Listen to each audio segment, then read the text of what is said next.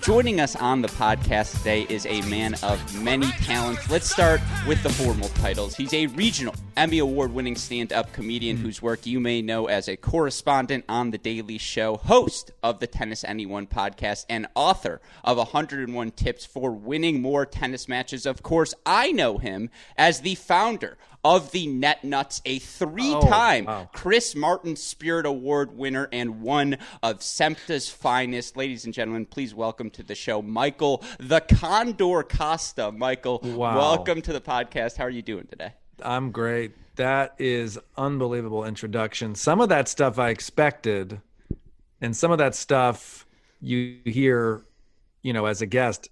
Some of that SEMPTA, haven't heard that in a long time. The Condor, love that. Love that Chris Martin Spirit Awards. Thanks for doing your homework, and it's nice to talk with you, Alex. Thanks, man. Oh, it is my pleasure to have you. Yeah, I feel like, because Chris Martin came after you at Illinois, right? So that had to have been just the Spirit Award at the time. How did he get the name if you won it 3 times in a row?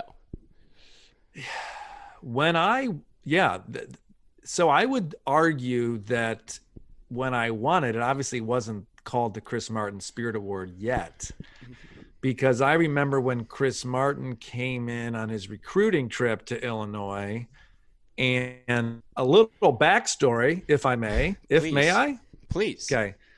So his brother, David Martin, was a top junior, a huge prospect in the college tennis world, and we went after David hard. I mean, Craig Tiley at Illinois, we had the whole team picked him up at the airport. The whole team dropped him off at the airport. We had his recruiting weekend down by the minute. Here's who's going to spend time with David. We got to call David. We wanted David Martin on the Illinois tennis team. I remember David left me a message on my dorm room telling me he was going to Stanford. It broke my heart. It broke the Illinois team heart. It broke Craig's heart. Craig didn't talk for like 2 days. Okay, long story short. What happens to David, freshman year at Stanford? Wins a national championship. Okay, of course. So, backstory. Here comes Chris Martin to come as a prospect. Craig starts doing the whole song and dance that he did for David, and I'm furious. I'm like, Craig, I'm tired of kissing the Martin family. I'm tired of David. I'm tired of Chris, blah, blah, blah, blah, blah. Longer story, even short. Chris decides to commit to Illinois. One of the best teammates, competitors, champions that the school has ever had, clinches the national championship match. That's probably why the Spirit Award is named after him. But I always tell that story because I tell Chris, I didn't want you, dude. I didn't want you on the team. I was so sick of you, and you end up clinching the national championship. So what do I know? Yeah, no, that's amazing. And, just to start quickly there, and again, listeners who don't know your background, you played at the University of Illinois from 99 to 2002. You were a 2-time Michigan #1 singles champion. Believe me, we're going to get back to 97, though, in your relationship with Chris Schultz, excuse me. Okay, but yeah, just so you know. But you are a tennis nerd. Holy shit. Yeah, I do my homework. Here. That's half the fun. But yeah, and that segment of the podcast will be for 4 people, me, you, and your parents. But, just looking at the college tennis we saw in the late 90s, early 2000s, you mentioned the older Martin going to Stanford the year before you arrived in college, 1998. One could argue the greatest college tennis team of all time, the Bryan brothers and, Alex Kim and all of those guys at Stanford were just, putting together a juggernaut. And then, of course, the year after you leave, your Illinois team, they trade you for Rajiv Ram, and it ends up bringing home a national championship. Just curious if you can, when you look back at that level of college tennis, how high was the level? How good was the tennis being played on court? Yeah, well, it was much higher when I got off the court. 2003, Illinois won the national championship. Man, I wanted nothing more than a national championship. Tried really, really hard to make it happen, but it did feel great when the Illini won that, because all of those guys were my recruits. They came in as recruits. They slept on my couch. It was my responsibility to convince them that Craig was the best coach, that Illinois was the best place, that you would win a national championship if you came to Illinois. And Craig did a great job convincing me that that was the case. And I truly believed it. And I was right. Sadly, I wasn't on those teams. How good was the tennis? I think it was excellent. Now, it was a different style of tennis. There was a lot more volleying. Doubles was tons more crossing, tons more, strings were different, rackets were different. So it's hard for me to compare the quality versus the quality today. But that Stanford team that you brought up, I mean, the guy who was playing number 5 was like 400 in the world. You know what I mean? It was, I remember playing them and they were on some ridiculous win streak that we beat them at the National Indoors in Seattle my freshman year. And every single time I see Bob and Mike Bryan, I bring this up, which by the way, is once a year at the Kevin Anderson charity event. Mm-hmm. But Bob and Mike, they may have been playing 2 doubles. Yeah. They may have, because I believe like Ryan Walters and KJ Hippensteel, it was just outlandish. It was outlandish.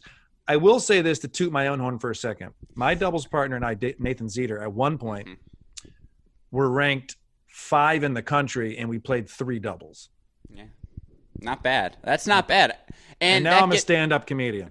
Yeah, no, that's exactly. You found the sense of humor in playing at 2 at that time. But, I think that brings the obvious question. You talk about having them on your couch on the recruiting trip, because if you grow up around enough tennis people, and I happen to, and I know you're one of the exceptions, you go to Ann Arbor Huron, which is a public high school, and, you have a normal life outside of tennis, but you get them on the couch for the recruiting trip. Who is the most interesting visit? Rajiv Ram, Amir Delik, like those are both top 100 players, but yeah. I have to imagine a little sheltered coming to Champaign. Yeah, I've always prided myself on loving and being passionate about the sport, but not being a tennis bubble, not knowing that there's another section in the paper besides sports. Traveling to different places and not playing tennis. That was a big part of my family. My mom was always so worried I was too into tennis that she would be like, you're going to summer camp and it's like real summer camp. You're not touching a tennis racket. So when Amir came on his recruiting visit and he requested to play tennis, I flipped. I couldn't believe it. I said, Craig, these guys are dorks. You may win a national championship, but these guys are like the tennis nerds that I can't stand. And you know what? I was right, but also I learned that it was that singular focus. Rajiv came on campus, and the coaches aren't allowed to arrange hitting for the players as a recruit. At least they weren't back then.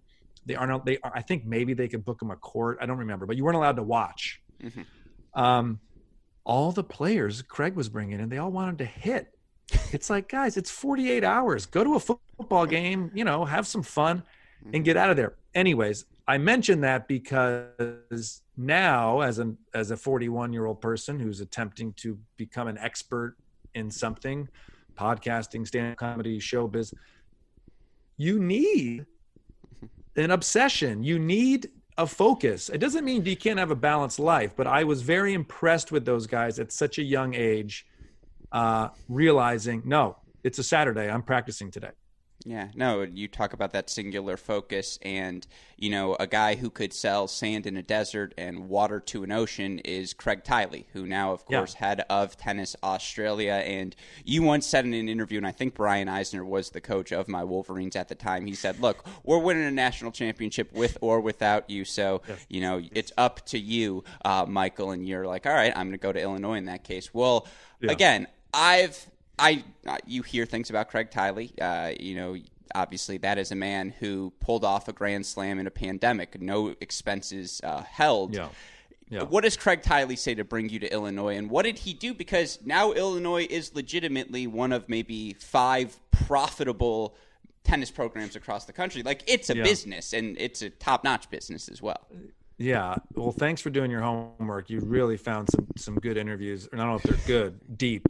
You went to some depths to I find watched you rock some people in Central Park in New York. And shout out to you. I'm a Prince Graphite user. You were part of the Prince team, so I'll always give a shout out to that. But I also watched you play, and within 3 seconds, I'm like, oh yeah, this guy played late 1990s tennis. I'm like, it's very totally clear. Way too many backhand slices.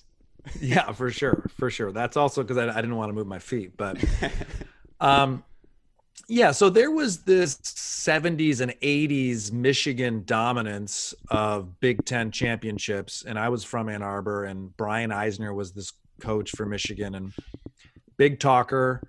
And in a lot of ways, delivered on those big talking promises until later in the 90s. And then he wasn't effective as a coach anymore. And he said, hey, Michael, we're going to win a Big Ten champion. We're going to win a national championship with or without you, and as a recruit. And I said, okay, well, thanks for that.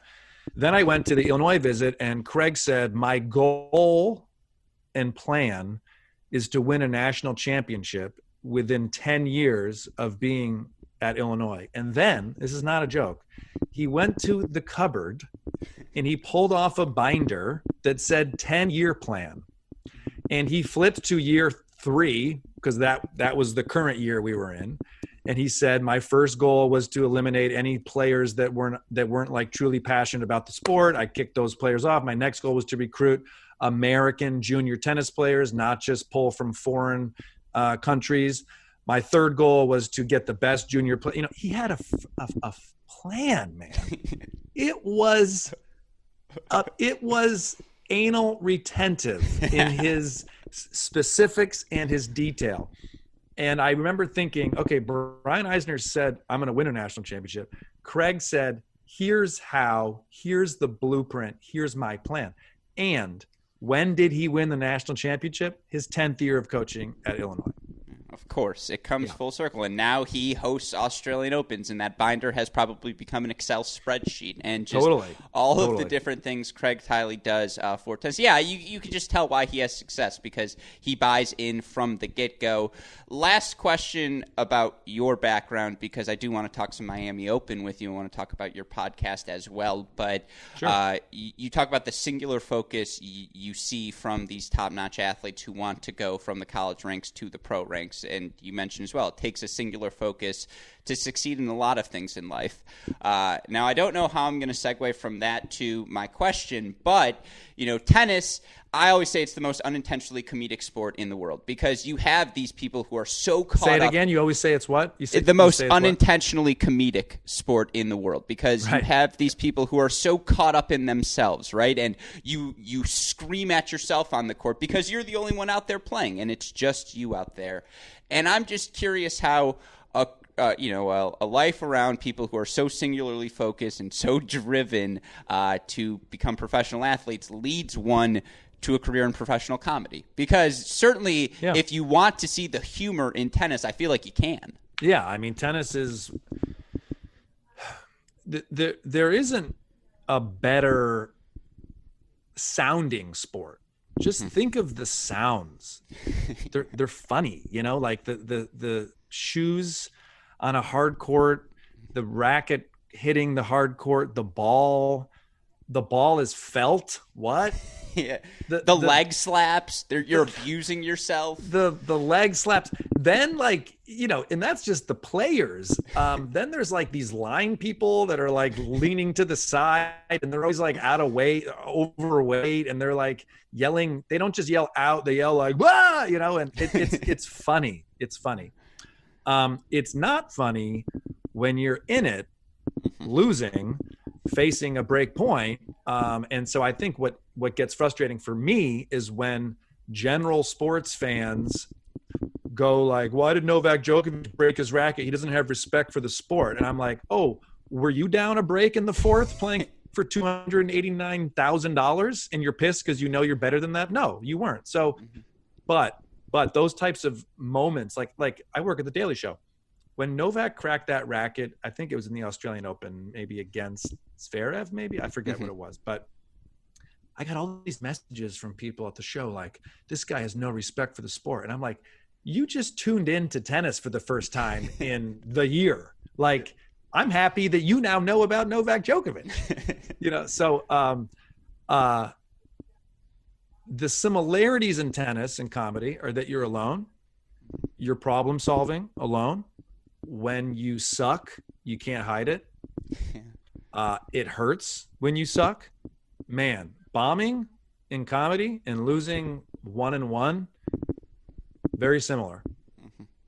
You have an opponent.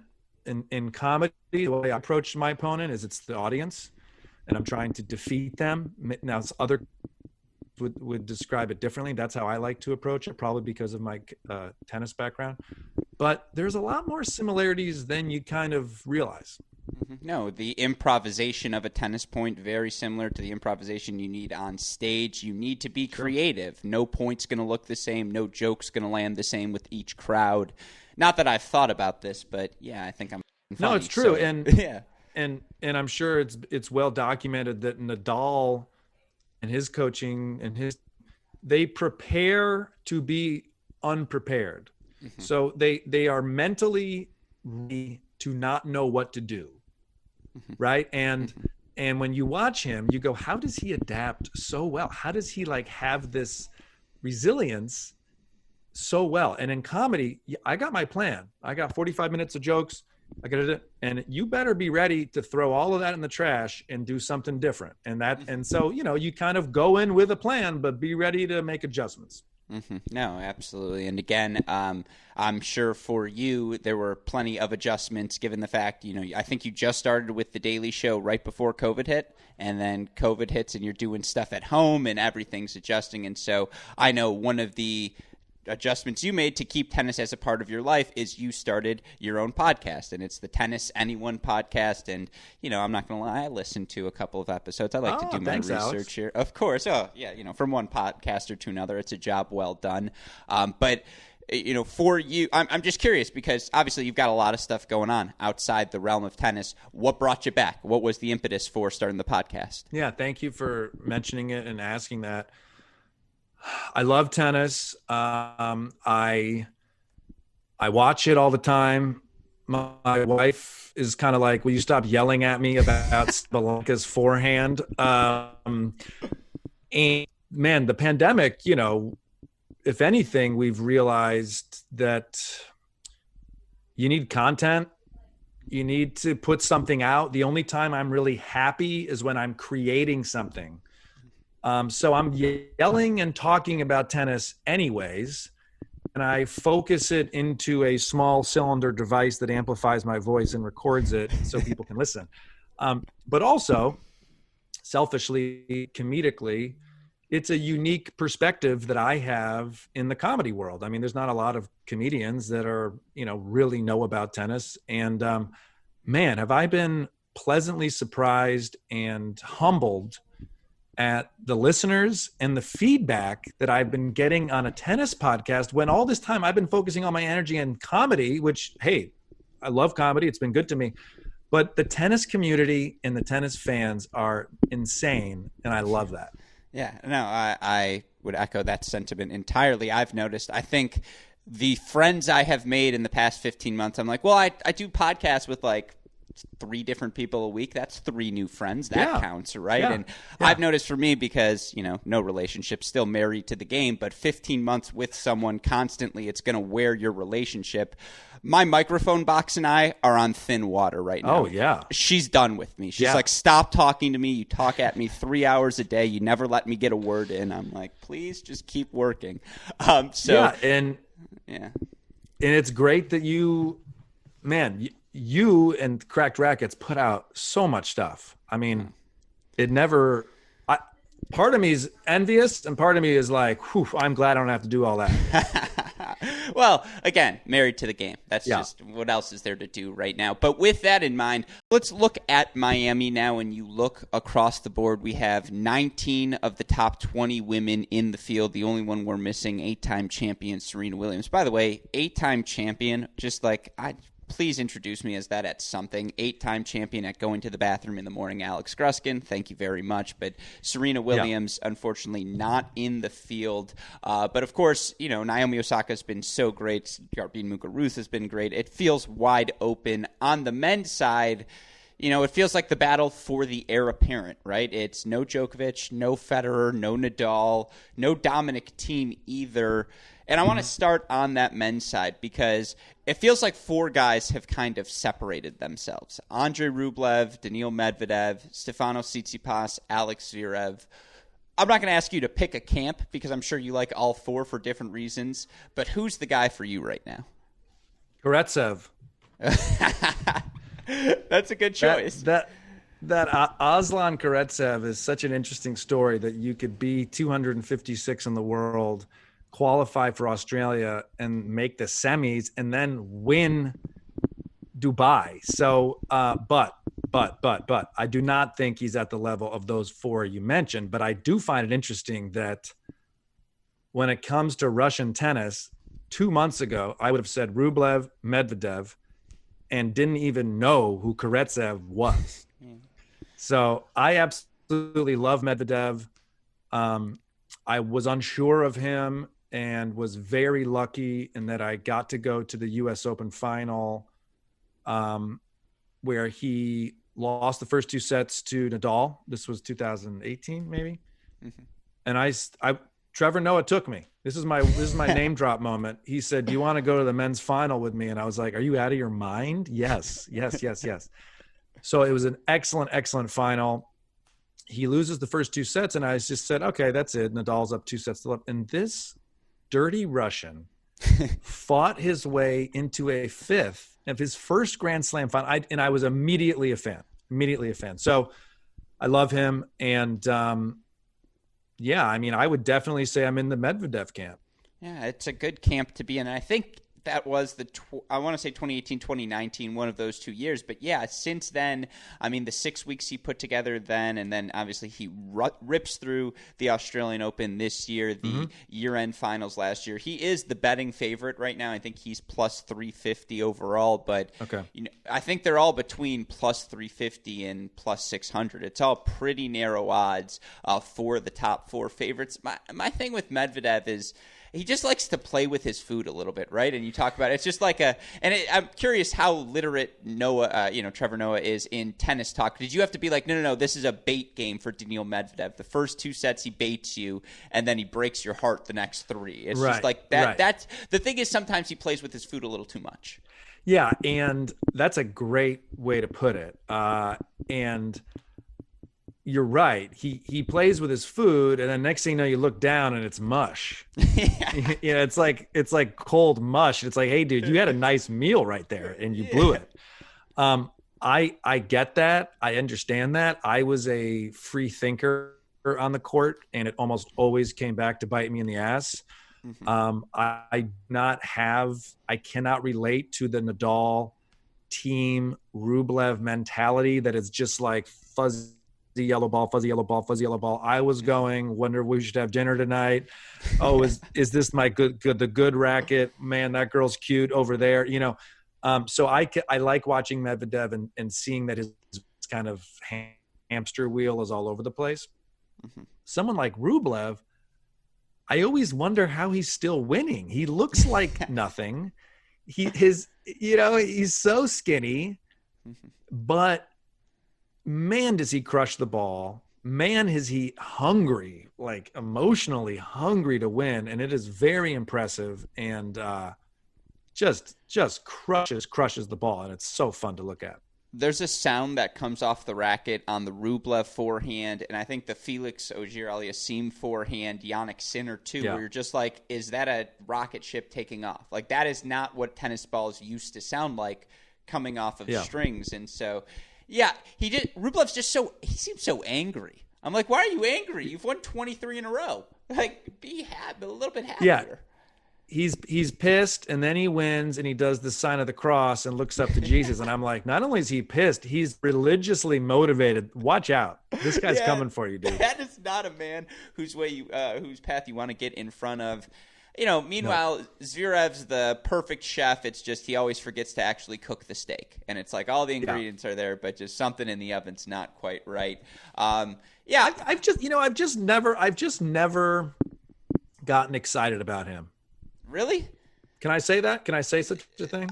I'm going to allow it, but I will say the exact opposite. So we disagree, which is always a good thing. I think there's 10 minutes in every match where I will watch Alex Zverev, and regardless of his reprehensible actions off the court, but on the court, you think there are 10 minutes where he just looks like he does things that I've never seen on a tennis court before. His size, his speed, his length, his creativity. I'm just like, if you could do that for an hour, you beat everyone 2-2, and you'd be the best. But he just can't. I can't get over the fact that he is so tall, moves so well, with such a huge serve, and yet to me is like so off the defensive end of the court. He's so far back.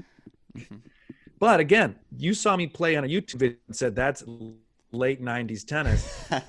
To me, if you have those skill sets, if you are that height, if you can move that well, get in the front of the court and be attacking and moving forward to net. He does volley well. That's what's so fun about his U.S. Open final with Team. He finally started to sneak in. And I was like, holy shit, this guy can volley.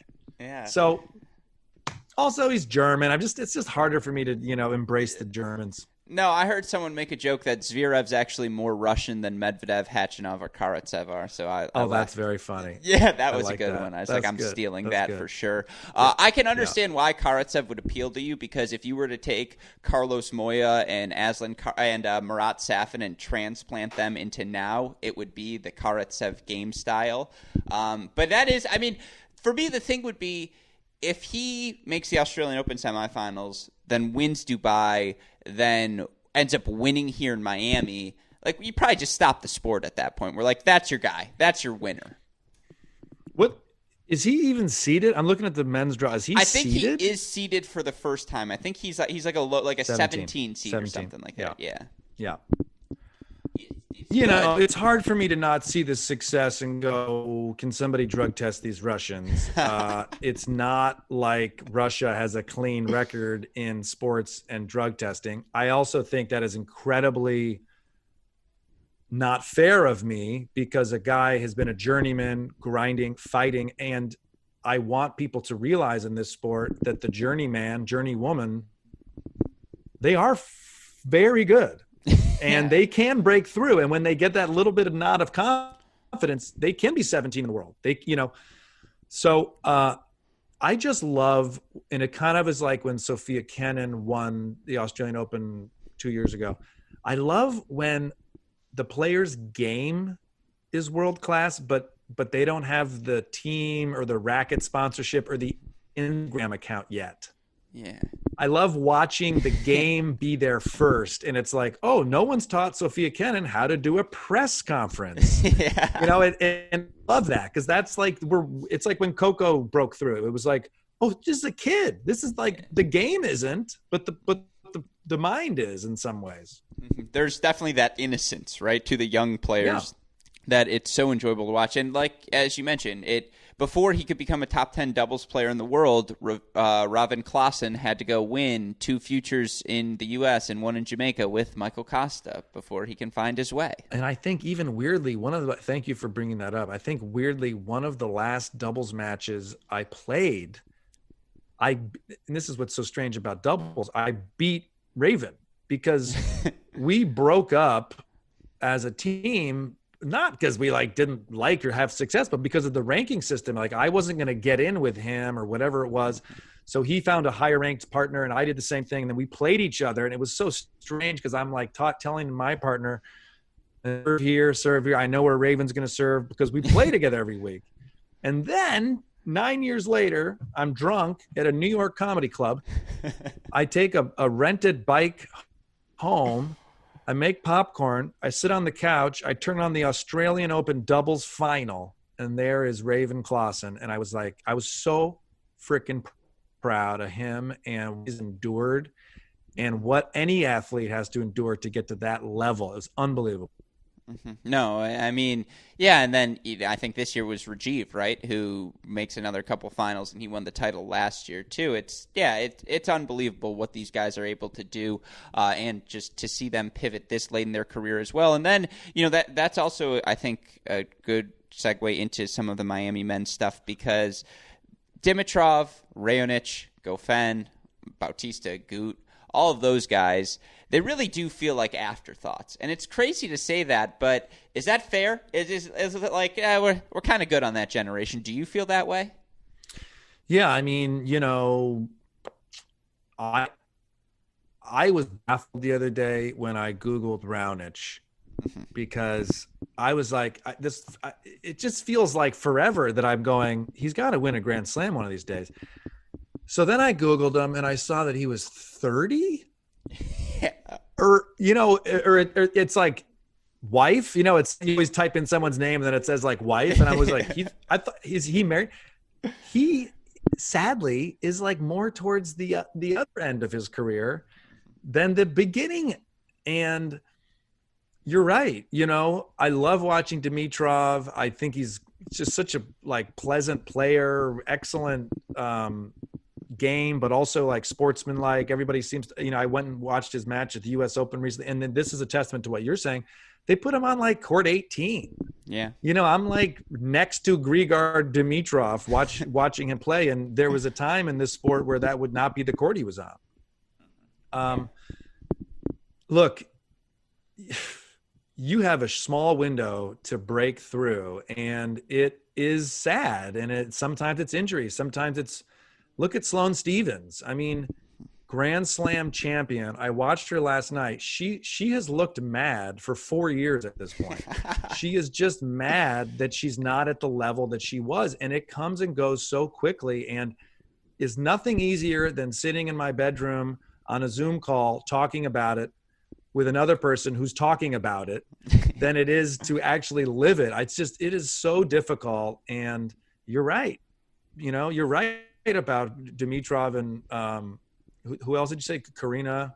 Yeah, Carino Busta, Raonic, they're all in, that grouping. And by the way, if you want some light viewing later, go look up Milos Raonic trying to explain mortgage rates and how they work. It was, I think, something he did for the government of Canada, like a public service announcement. I love that. I would also love to learn about mortgage rates. Oh, that's so good. Exactly. You and me both. But yeah, I would agree with your sentiment as well. It's crazy to think, you look it up and they're all on the other side of 30. And that doesn't mean what it used to mean in tennis.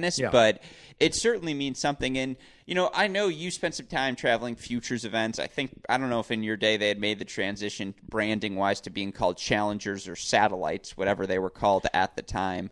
It was called challengers, and I played some low-level ones. Yeah, but just can you imagine what that grind would be like amidst the pandemic as well? I just feel like that's – I mean, talking to some of these players, I know they're not enjoying themselves.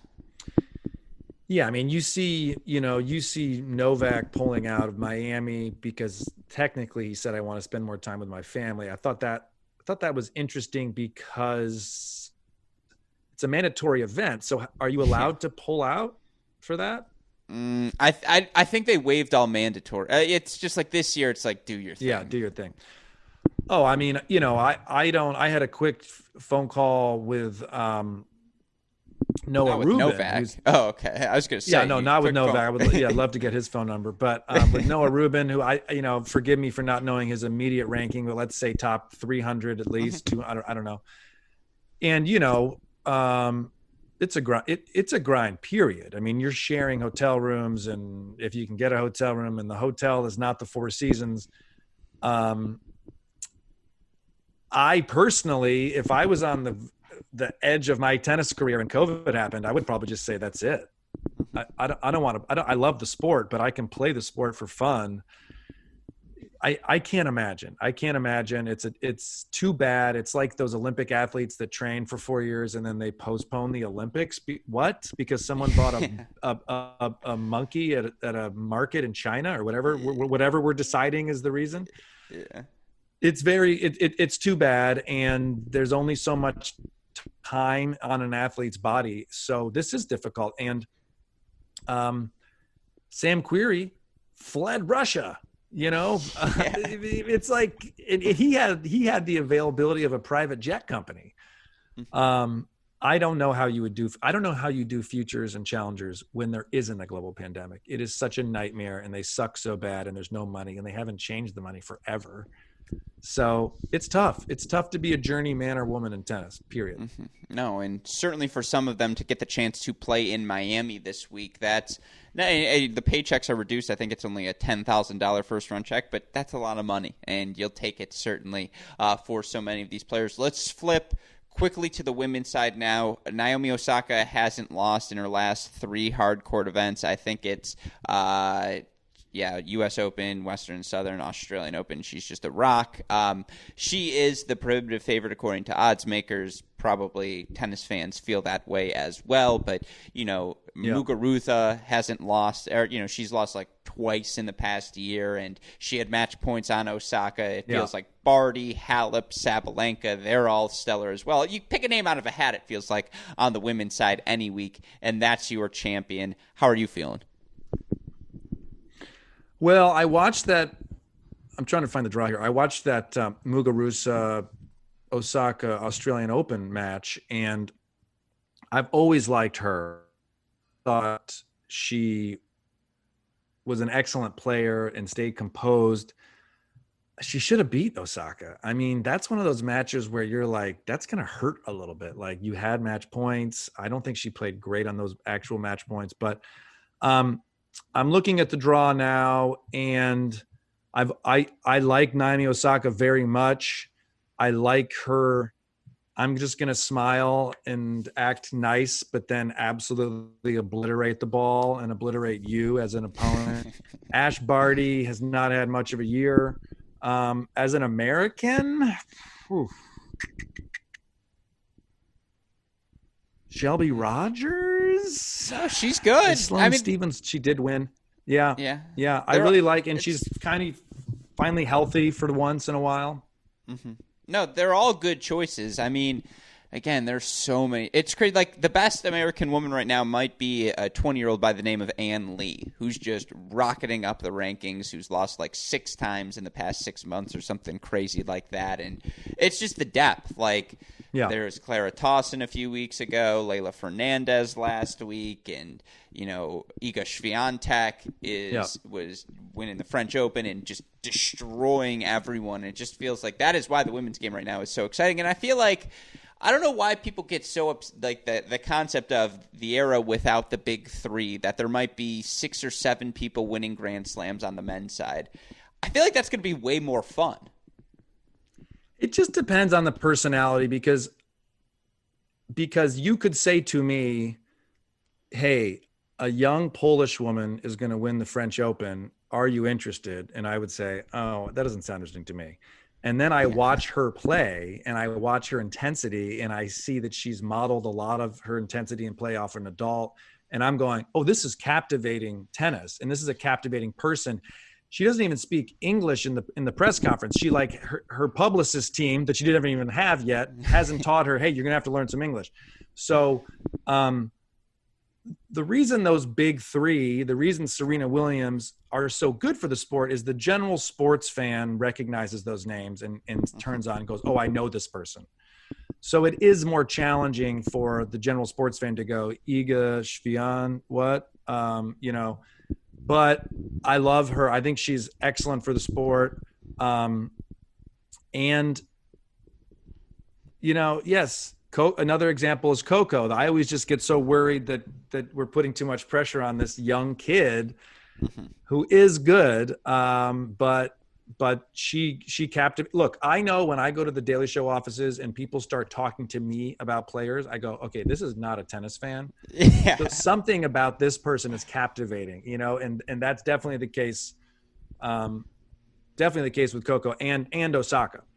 Yeah. Do you think, last three questions here down the home stretch, so I don't want to keep you for too long, but you think Osaka was the highest grossing, I suppose, female athlete ever last year, but do you think Osaka, Serena, Federer, Djokovic, Nadal, the stars of stars in tennis shine at the same stage globally as people like the LeBrons of the world, of people like the Tom Bradys of the world? Do you think they have, again, globally, not here in the U.S., but globally, you think they have that sort of shine? Yeah, I mean, I don't think Tom Brady has world shine, does he? No, probably not. That was a Michigan thing. That's a Michigan thing. Yeah, I mean, just because the sport, this is a global sport. I remember when I was playing futures, I went to Japan and I played a bunch of $10,000 futures, and I made doubles final. And I'm like, cool, doubles final. We're like in the van going to the court, and I see like 400 people in the stadiums, And I'm like, oh, is there like an exhibition going on? They're like, this is for they go, this is for your final. I'm like, whoa, this is fun. Of course, I lose. But there's something like 7 tennis magazines in Japan. You don't just get one crappy decision like us in America where it's like, I guess I have to buy this poorly written tennis magazine. So we forget what a global sport it is. Roger is global. Roger, Naomi, I almost forget how global Naomi is because I think, oh no, I'm a tennis fan, so I know about her. But no, like you said, made the most amount of money of any female athlete last year, deservedly. And tennis is a global sport, and these are global stars. No, absolutely. Well, then, with that in mind, 2 last Michael Kosta-centric questions for you. And obviously, anytime you get the Condor, you have to get his advice on these sorts of things. But one, a personal question. 96, 97, 98. 1996, number 1 singles champion. You're the sophomore hotshot. You probably have it there moving forward. Right. And I believe in 96, your team wins the team title. You're talking about Michigan high school tennis here. Yeah, we're getting serious here. The only podcast on all of iTunes that's talking about Michigan high school tennis, late 90s. Talk about what you know best. Yep. Chris Schultz of East Lansing comes to town in that semifinal. You're the number 1 seed. You probably haven't lost a match in like 2.5 years. Knocks you off 4-4. Yep. Now, the reason I bring that up, you beat David Lin 0-0 in the final the next year. That's right. That's got to be intentional. Oh, man. I mean, I don't even know how to start talking about this stuff because these matches and emotions have been rolling around in my head for 25 years. But if you have any self-awareness, Michael, nobody gives a shit about this. Stop. I do. Stop thinking about it. And now I'm meeting somebody who actually is asking about it. You learn so much in the sport. And because the sport, you're alone. Because you're problem solving. Because you're problem solving at a young age, you grow. You grow tremendously. And all I can say about all of that is, sophomore year, I won. Junior year, I thought I was God's greatest gift to the sport. God forbid a young kid from East Lansing decided he was going to compete hard against me. What? You're not supposed to do that. I won last year. And he played great, and he beat me in straight sets. I think I even cheated him a few times and got called out by the umpire. And, you walk away from that humbled. I got to work harder. I got to be better, not just in this match and this tennis, but in life. And nothing is guaranteed. And keep your smile on. Keep working hard.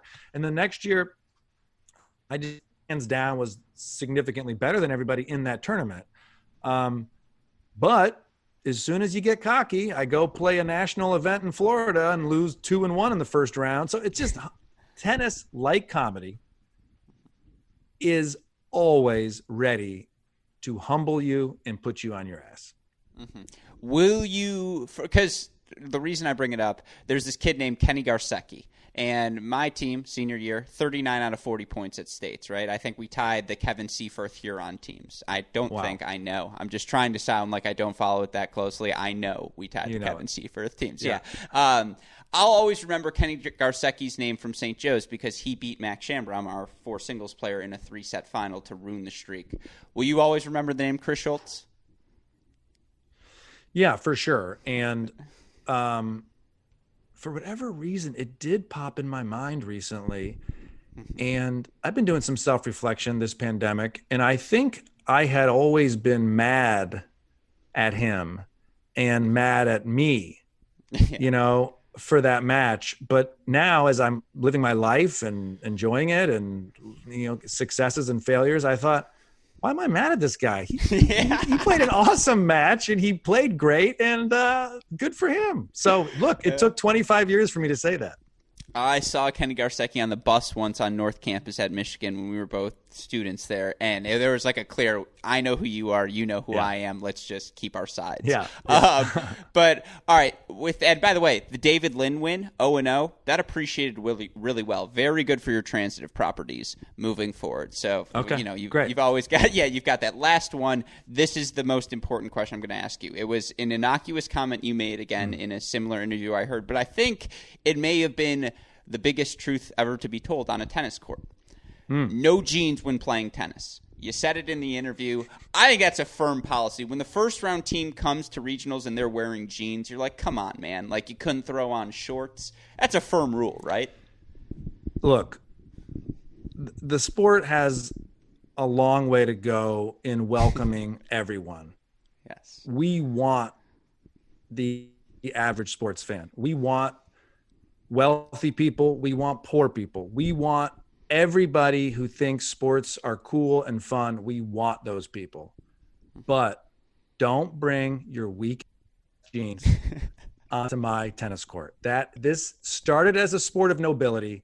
I am ready to give up some of that nobility, but get your freaking jeans off of my court. Yeah, like, to ask someone to wear shorts, like, you're wearing shorts if you're playing sports. It's not an unreasonable ask. I agree. Well, then, with that in mind, obviously, again, Michael, we're so grateful for you taking the time. People know they can see you on The Daily Show, but for all of your other content, where can they find all of your work? At Michael Kosta on Twitter and Instagram, or michaelkosta.com. Please subscribe to my tennis podcast after you're done subscribing to the Crack Racquets 10-15 podcast they have. It's just called Tennis Anyone with Michael Kosta. We talk tennis in depth. We also just talk whatever I feel like.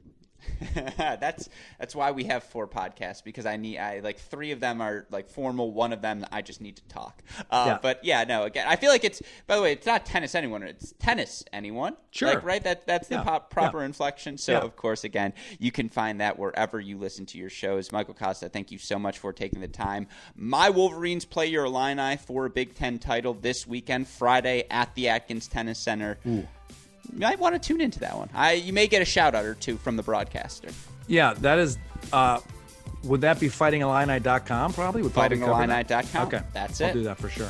Alex, Awesome. Thank you for having me very much. I appreciate it, and I appreciate your pointed question. Thank you. Of course. Stay safe, stay healthy, my friend.